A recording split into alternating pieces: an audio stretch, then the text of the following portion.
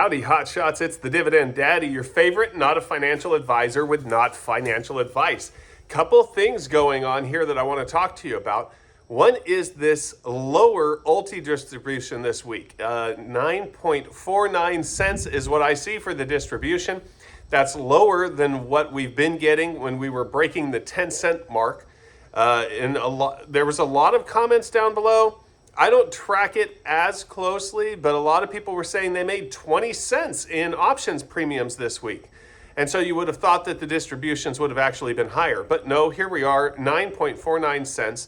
And this is proof that the distributions do drop as the price of the fund drops. So there's a lot of people that say that the NAV doesn't matter. All I want is the income. I'll hold it forever even if it goes down because I just keep getting 10 cents. And I do say, and Gag agrees with me because she wants all the Pall Malls and vodka she can get, all right, that if it was to go to zero and keep paying 10 cents forever, I'd hold it forever and I'd put all my money in it. But I've also specified that that is an unrealistic expectation, all right? As the price of ULTY goes down, so will their distributions. And so we've had prices in the 550 to 580 range for the last few weeks, and we can see that the distribution is hurt by that, okay? Now, I don't mind if they made 20 cents in income and only paid out 9.49 cents and they're trying to protect the NAV. I don't mind that at all.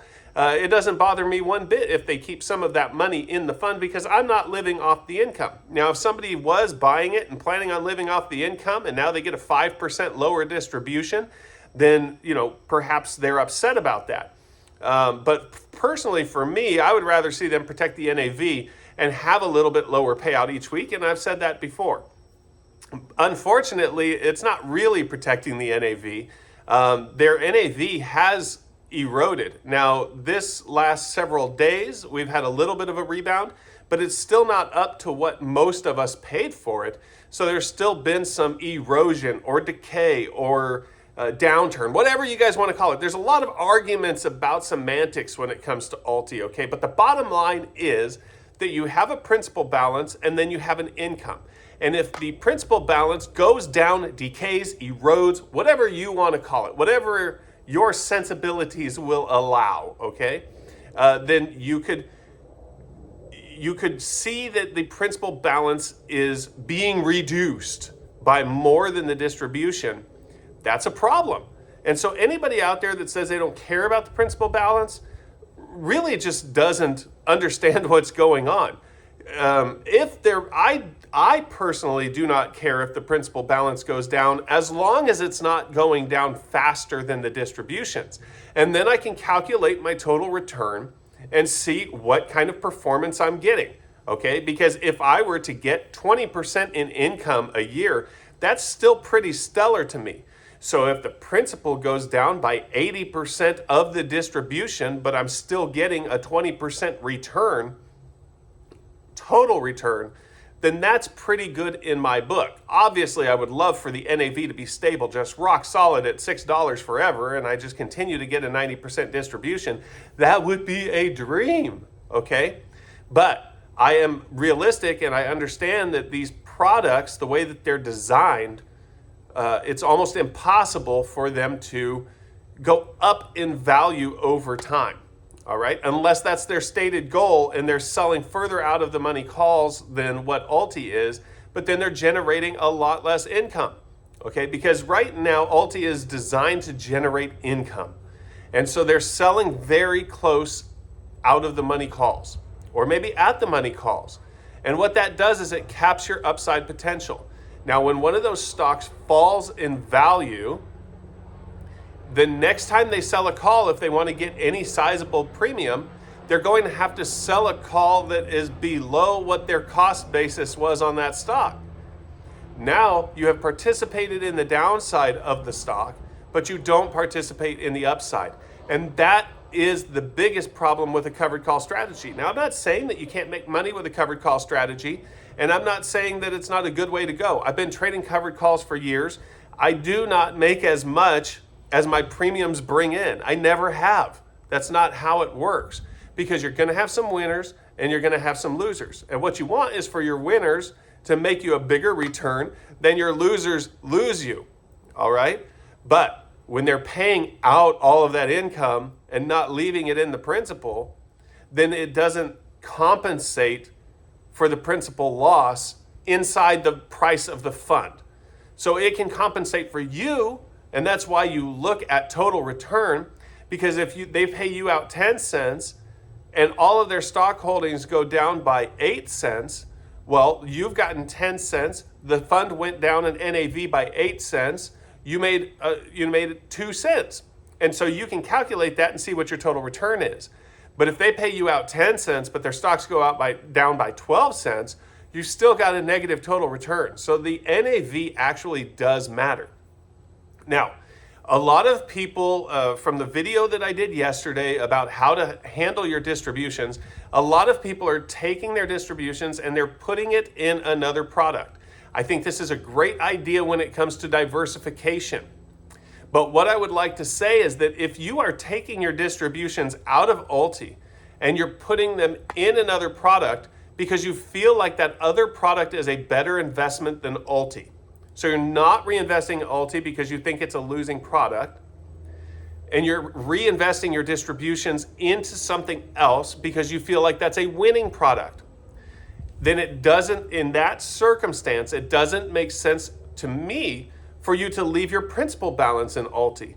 If you have an investment that you think is going to, that you have decided that you believe is going to outperform ULTY, why would you only want to take the distributions from ULTY and put them in that investment instead of moving your whole principal balance over to it?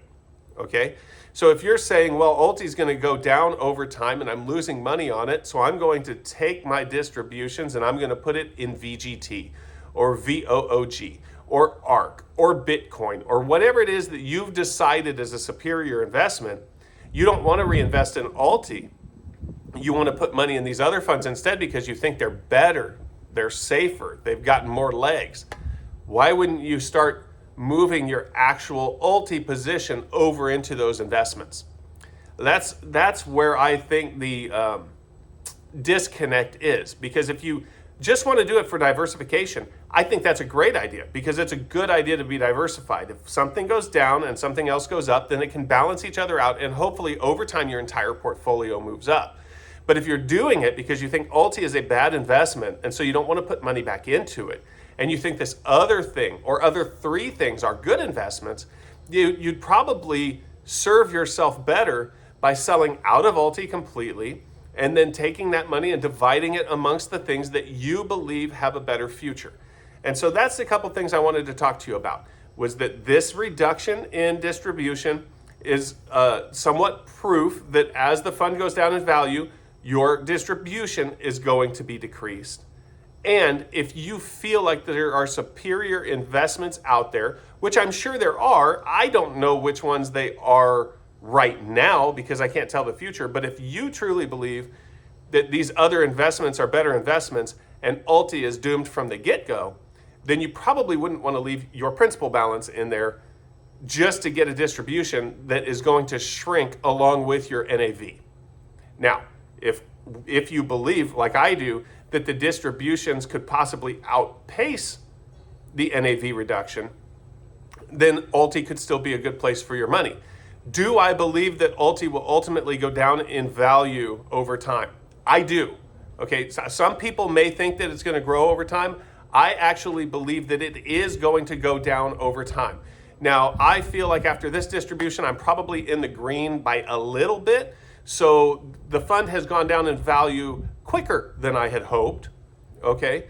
But I did plan on it going down in value because the covered call strategy capture upside, but they're not going to protect you on the downside as much. So if you have, for example, puts that are protecting you 20% below your current stock price, but your covered calls are at 10% above your strike price, and you have a 50% win rate, well, you're losing 20% half the time and you're making 10% half the time, okay? That's not a formula for growth. So you cannot think of ULTY as being a growth fund. All we want is for income to outpace NAV erosion. If you have a different idea about this, or if you think I'm wrong, or you go, hey, account recall strategy really is geared towards growth, let me know in the comments down below.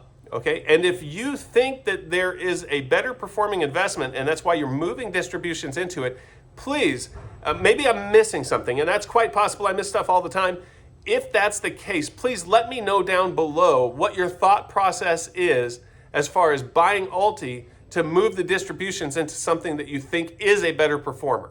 Now, if you're doing it for diversification, let me know that down below as well, because I think that's the best reason to handle it that way. Okay, DGens, I'll talk to you later.